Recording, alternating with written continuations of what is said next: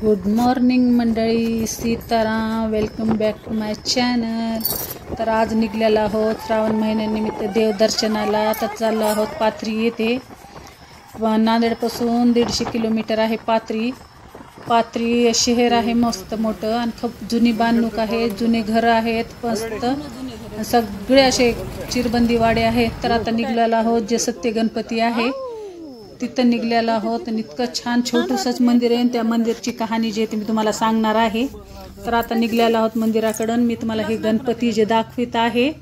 आता ह्याच्यामधून आहे बघा, छोटूशीच अशी मूर्ती आहे आणि ती 25-26 वर्ष झालं म्हणलं तर आत्ताच घडलेलं आहे. हे काही लास्टची जी मूर्ती आहे व्हाईट कलरची, ती जे आहे तेव्हा 20 पैसे, 8 आणे, रुपये असं आपण जे लेकरं महागायला येतात ना आता गणपती चंदा, तवाचे आहे ते. म्हणलं तर 25, 26, 27 वर्षाखाली गोष्ट आहे ती.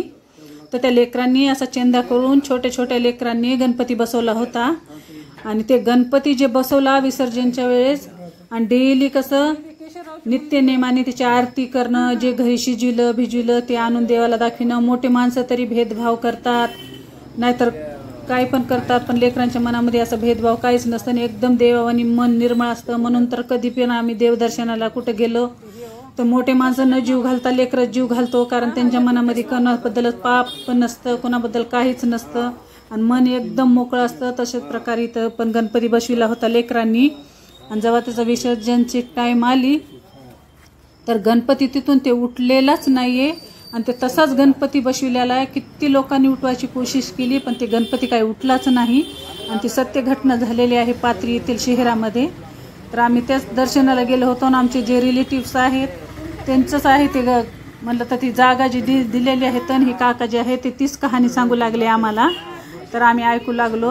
आणि छोट्या छोट्या लेकरांनी बसविलेला गणपती तिथं स्थापित झालेला आहे आणि त्याला बिलकुल असं टच पण करू देत नाहीत. एकदम पुढे चायना गेट लावलेला आहे. कोणताही नवस महागा तुम्ही एकदम पुरा होतो. तर मस्त झालेलं आहे आमचं. श्रावण महिन्यानिमित्त औंढे नागनाला गेलो होतो आम्ही. तर आता मस्त दर्शन घेतलेलं आहे सत्य गणपतीचं. आणि खूप पावतो लोकांना आणि खूप लांबून लांबून लोक येतात तिथं पण दर्शनाला. इतका छोटाच लेकरांनी बसविलेला कलियुगामध्ये घडलेली घटना आहे आता ही. आणि तुम्ही कधी जर महाराष्ट्रामध्ये गेला तर नक्की हे गणपती बघायला जा. तुम्हाला तिथली इतिहास ते पूर्ण ते काका सगळं सांगतील. तर मस्त झालेलं आहे आमचं दर्शन. आणि आता आम्ही निघणार आहोत घराकडे.